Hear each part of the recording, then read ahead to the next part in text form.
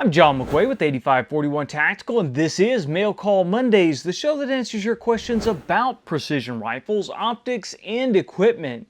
Welcome to another Mail Call Mondays, and you might be wondering why we have the MDT TAC-21 sitting in front of us here, and I have just wrapped up the review on this.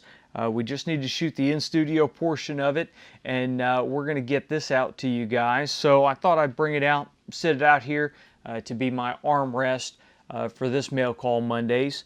The TAC-21, we've done quite a bit of barricade shooting with it, some prone shooting. It's a fun system to work with, but it is not without its drawbacks. So you'll definitely want to watch our video if you're considering a TAC-21 chassis. Really well built. As I said, it's a really fun chassis to work with if you are familiar with AR platforms, especially large frame AR platforms. You will feel right at home on the TAC-21. So you'll definitely want to check out our review on that. Also, we have wrapped up the shooting portion of our review on the SIG TAC Ops, and that should be coming out either later this week or the beginning of next week, along with the TAC-21 review. We've got a bunch of things going on this week. After we shoot the show here, I've got a few other things going on in the shop, but then we're going to pack up and we are going to head down to LaBelle, Florida to C&H Precision Weapons to pick up our M40A1. So we'll be kicking around down in Florida, down in the Fort Myers area towards the end of the week. So we're going to do a little bit of a turn and burn. It's about a 15-hour drive for me down to there. So I'll drive down one day, we'll do a shop tour and talk to the guys at C&H Precision Weapons for a day, and then I will come back with our M40A1. And once I get some trigger time on that, we'll come back and we'll have quite a few things to do on the M40A1. So you guys will definitely want to look out for that. Now I've got some questions from last week's video that we're going to cover. And the first one comes from Corey. And Corey says, "Great channel and thanks for all the information. I just managed to grab a RPR in 308 and I'm starting to narrow down the scopes and I'm hoping for some advice. I'm brand new to the hobby of long-range shooting and I haven't even shot beyond 100 yards yet. I'd like to get a scope that can grow with me, but by no means the end-all scope. I'm looking at the Vortex Razor HD 5-25 MOA or the Burris 8-40 MOA. Any thoughts? Also, do you have any recommendations of a good can and a monopod for the rear? Again, thanks for all the info. You've helped me make the move into long-range shooting and look forward to finding out how far I can reach out and touch some steel." Well, Corey, I'd say, first of all, the Vortex Razor Gen 1, the 5-20 power, is an excellent scope. You are going to get a lot of use out of that scope. That was the scope that I talked to you guys a couple of weeks back. That's the one I took out to the Sniper's Hide Cup on my Accuracy International AE Mark II. In no way, shape, or form was that scope limiting even out to the extended ranges we were shooting out there. There are new generations of scopes that have slightly surpassed that scope. However, I still think it's a front runner. I still think it's a great scope for competition shooting. I think it's a great scope for banging steel. And anywhere in that 100 to, 1200, 1600, etc., that scope will be able to get you on steel. So definitely that is a good option. Now the Burris 8-40 power, I really have not had a whole lot of experience with those scopes. I'm not sure which of the tiers of Burris scopes you're talking about. The lower end scopes, the original like XTRs, are really not well suited to what we do. Although the XTR2s, they have some really interesting features, and the first generation of XTR2s that I got to play with out at SHOT Show when they were introduced, they really had some exciting features on them and seemed like they offered a really good value.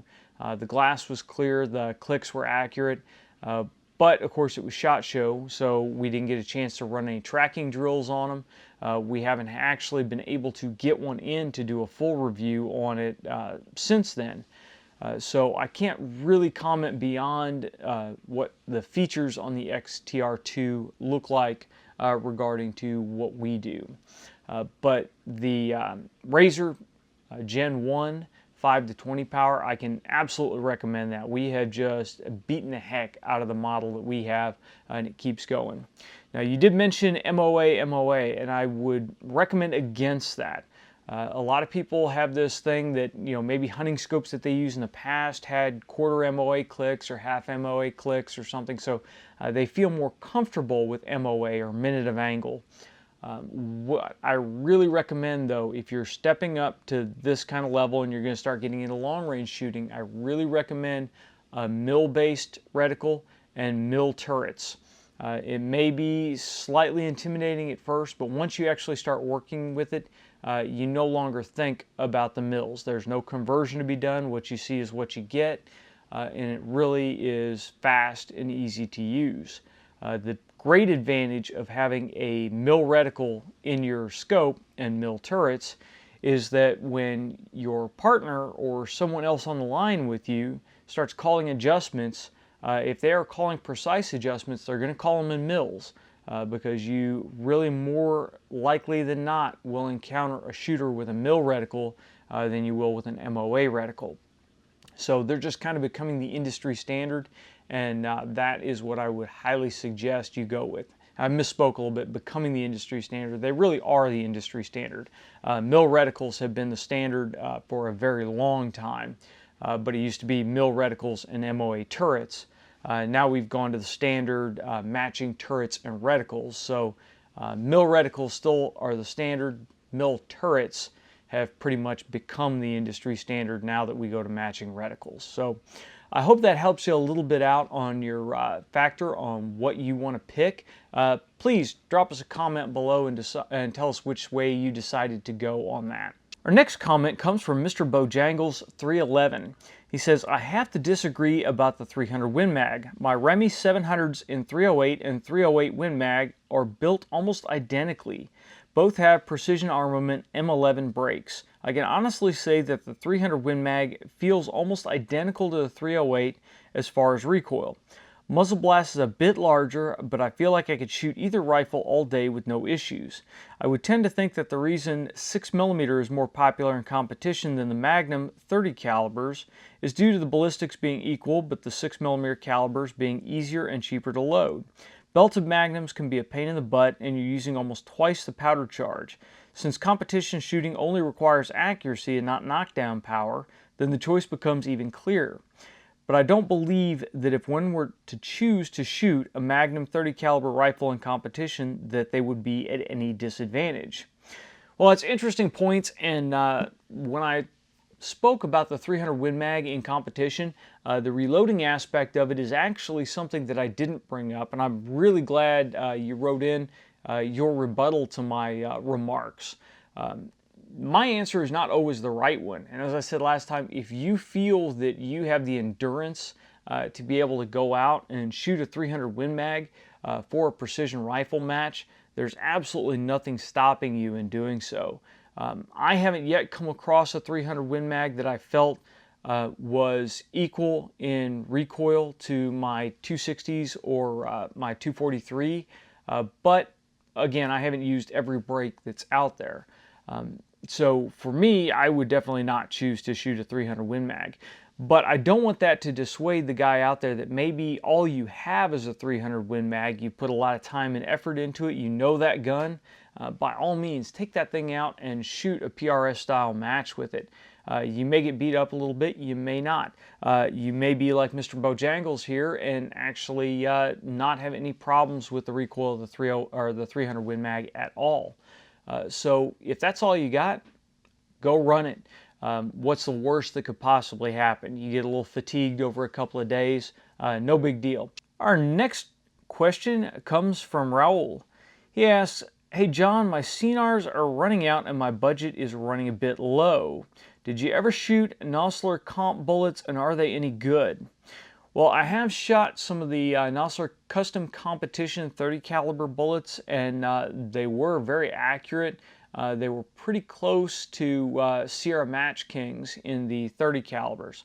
Now, the Nosler custom competition line has been growing So depending on exactly which caliber you're loading for, which size and which weight of bullet you need, you may find some that are very similar to Sierra Match Kings. You may find some that are not quite to the ballistic coefficient of the Match Kings, and generally they're going to be a little bit below the ballistic coefficient of the CNRs.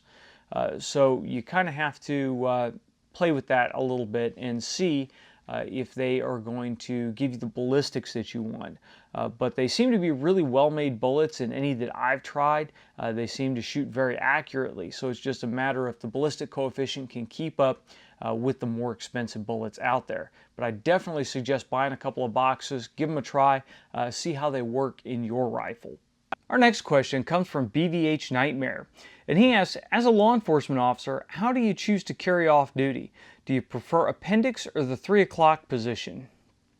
Well, I've actually gone through a little bit of change in how I prefer to carry my handgun off duty. I used to be a behind the hip carry, so not really 3 o'clock, it was more about 4 o'clock. It's right behind the iliac crest, or hip bone, for those of you guys that are not familiar with that term. I used to carry there because that was as close to where I carried my duty handgun. It was just comfortable for me. I still, obviously for most of the competition that I do, that's where I carry.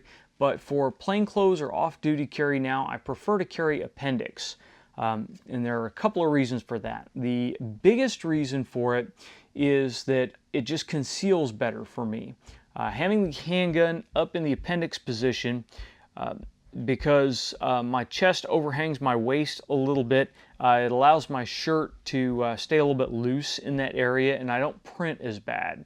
With it in the 4 o'clock position or the behind the hip position, in a t-shirt and shorts, pretty much anytime I moved, anytime I pulled tight, I felt like I was printing.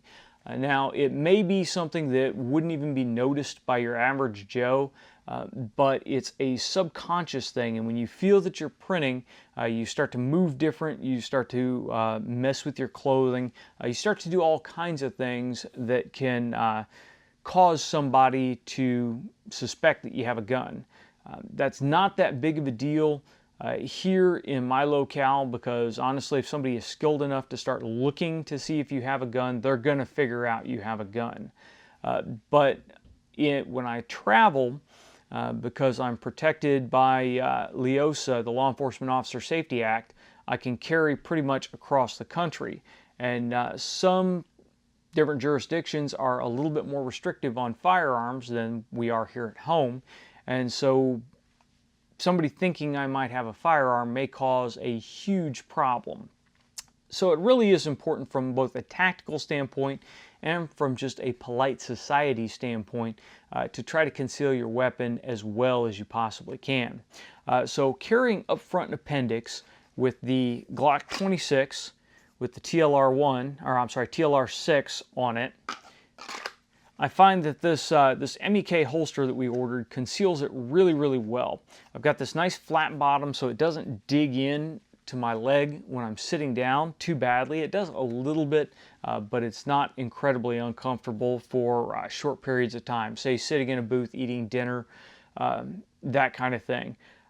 I really like this holster, and I like the appendix position because when I get into a car, if I'm going to drive for a long period of time, because this is the rig I'm carrying when I am driving cross country, then I can snap it off and stick it in either the center console or the door pocket of the car very easily, and then when I get to a rest stop or get to a gas station, I can snap it back into my waistband and it locks on really quickly.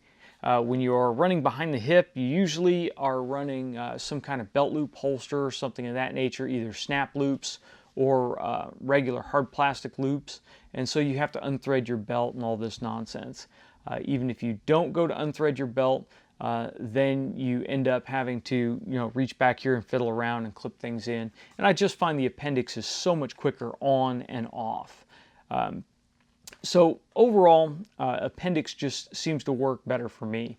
Now, from a tactical standpoint, I like the fact that when I carry Appendix, my gun is right up here in front of me, and this is an area that I naturally defend. So if someone comes in to grab your gun, you're going to naturally defend yourself. It's an instinct or reflex action.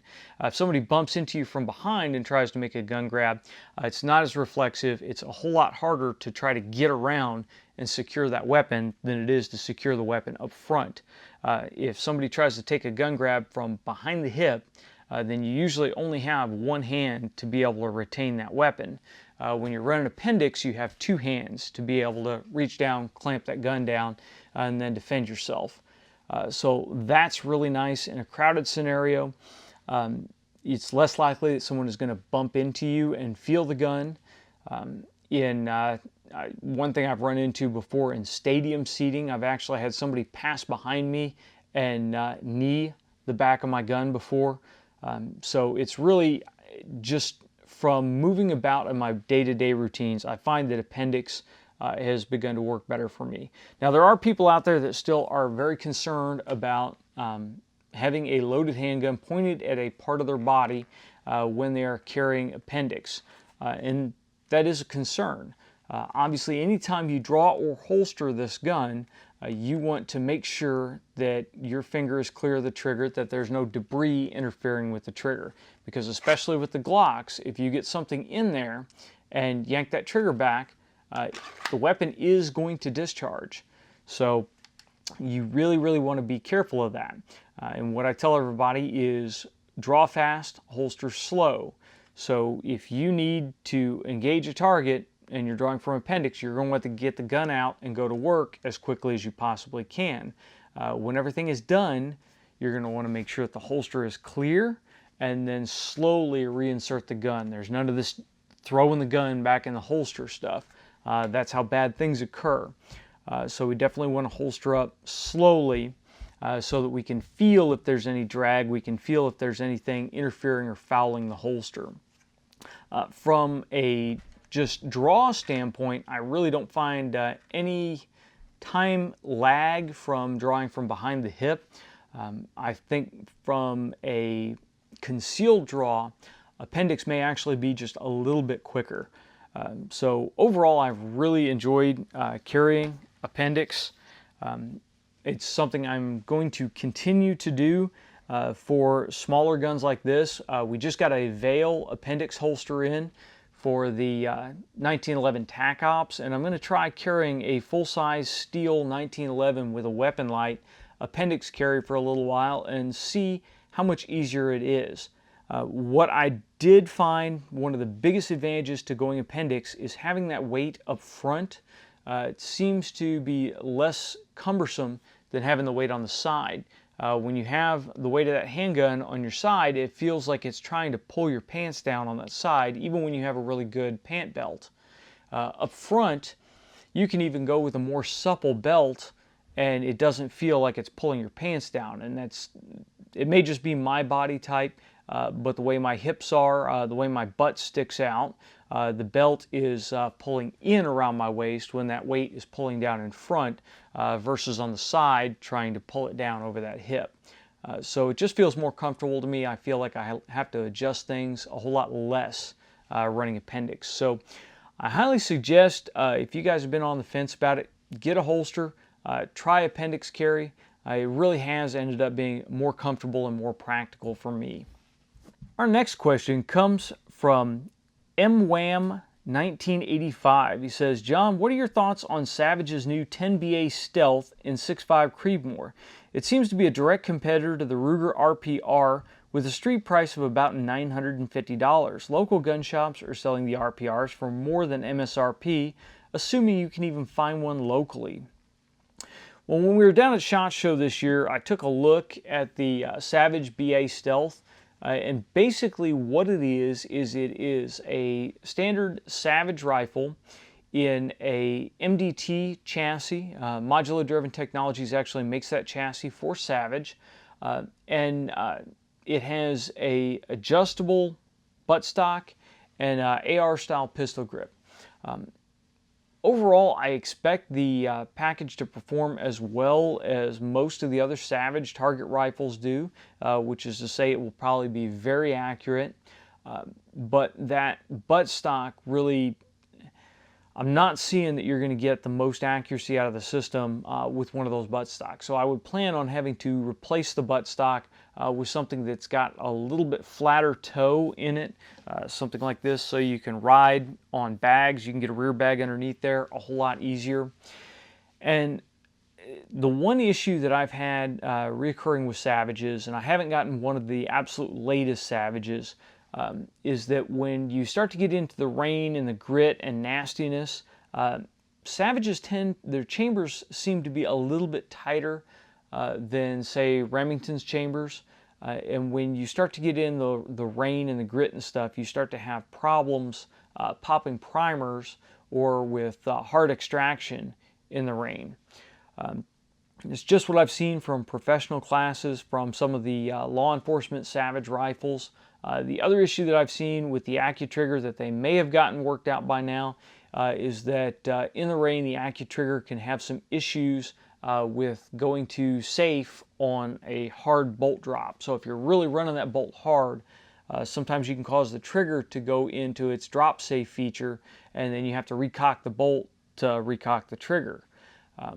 Again, these are old issues that I've encountered with the Savages. I haven't really gotten to run any of their newer stuff in inclement weather. I've shot it at the range, I've shot it at demos, but I haven't actually gotten a chance to get it out, get it muddy, shoot it in a rainstorm, and see how well it works. So just keep that in the back of your mind. Now, they do make replacement triggers for the Savages. They do make replacement barrels for the Savages. And one of the big draws to the Savage is, of course, that you can replace the barrel at home. Now, the Ruger Precision Rifle, it utilizes a barrel nut, so you also do have the ability to replace the barrel at home. But comparing them on a level playing field, I'd say the Ruger Precision Rifle still has the advantage over the Savage in that there's really nothing you have to change on it. You can take the rifle out of the box and go run it. With the Savage, in my opinion, you're at least going to want to change the buttstock on that Savage to make it a really competitive rifle. But if you're a Savage guy, the 10BA Stealth is not a bad option, especially if you have to pay a price premium for the Ruger Precision Rifle. Our last question comes from David, and David asks, "Hello John, could you try something like a Viper Flex 5-legged shooting stick for standing shots, mainly for hunting, but still would like to know your opinion on it. Nice channel, by the way." Well, David, I haven't used any for hunting, but last year we did have a couple of stages at our local match where one of the guys brought out one of these shooting sticks that you're talking about. It's kind of an interesting design, and I'll post a picture up of this shooting stick here. We used the lower sitting version of this shooting stick, and it kind of supports the front end and the rear end of the rifle at the same time and gives you 2 points on the ground so you can rock it forward or back to get your elevation set. I really didn't like shooting off of them. I found it a little difficult for me to get stable on it. They're much better than shooting offhand, but I much prefer a tripod in a situation like that than coming up with some kind of crazy cobbled together shooting stick thing. I've just gotten so comfortable shooting off of tripods, it's easy to throw that tripod down, drop the rifle on top of it, and go. I don't think that you get a whole lot of benefit from having the front and rear support that comes down to only 2 points on the ground versus having a tripod and clamp the rifle a little bit closer to the center of gravity of that rifle on it. So give them a try. It may work for what you do. They worked as advertised. I just find that a tripod works better for my shooting style. Well, that's about it for this Mail Call Mondays. Hope you guys have enjoyed the show. As I said, we've got a lot in the works. We're going to try to get out the TAC 21 review very soon, and we are wrapping up the review on the SIG TAC Ops 1911, so that will be coming out soon. Also, I'm about ready to do the review on the MEK holster that we got. The deal on this holster was when we were originally looking for a holster to be able to put our TLR-6 on the Glock 26, there were not a lot of holster options out there. The TLR-6 is a favorite now for the Glock 42 and Glock 43, but there were not a lot of options for the 26. MEK Holsters was nice enough when we contacted them to say, okay, go ahead and order the holster. They went ahead and bought the TLR-6 and mocked it up to their 26 dummy that they had and cranked the holster out for us. It was a full custom holster. Got here in a very reasonable amount of time, and so far it has been a really good holster overall. We also ordered one of their mag pouches, and the mag pouch has worked fine, although I do have a couple of comments on that. So again, if you're interested in the MEK holsters, we'll leave a link down below, and we should have the review on that done very soon. Make sure you guys check out our website. We've been trying to update the website with more content more frequently because of the way things have been going in our political environment. You never can tell when all of a sudden our channel may disappear from YouTube. So make sure that you're paying attention to our website and our Facebook channel. Unfortunately, we can't control what gets posted or what gets removed from YouTube or Facebook, but we can control our own website. So make sure you keep an eye on our website. If you ever notice anything missing or anything gone from YouTube or Facebook, check 8541tactical.com, and there you can get the latest and greatest. If you guys have any questions or comments, please leave them in the comment section below or send them to us on Facebook or Twitter. Remember, we will select questions for next Mail Call Mondays from the comments section down below. So please ask your questions down there. And as always, get out and shoot.